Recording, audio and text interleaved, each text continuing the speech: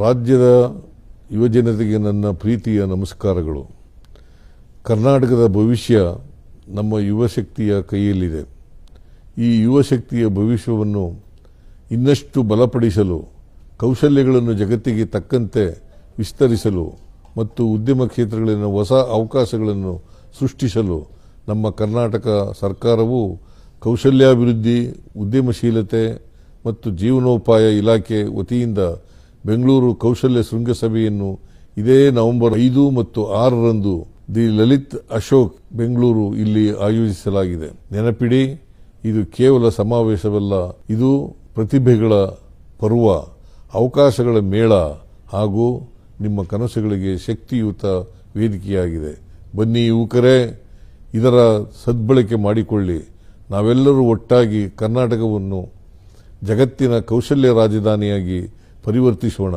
ಇಡೀ ಜಗತ್ತು ನಮ್ಮ ರಾಜ್ಯದ ಯುವಶಕ್ತಿಯ ಕಡೆಗೆ ತಿರುಗಿ ನೋಡುವಂತೆ ಮಾಡೋಣ. ಈ ಒಂದು ಸುವರ್ಣಾವಕಾಶವನ್ನು ತಪ್ಪದೆ ನಿಮ್ಮದಾಗಿಸಿಕೊಳ್ಳಿ. ನಿಮ್ಮ ಭವಿಷ್ಯವನ್ನು ಕೌಶಲ್ಯದಿಂದ ರೂಪಿಸಿಕೊಳ್ಳಿ. ಧನ್ಯವಾದಗಳು.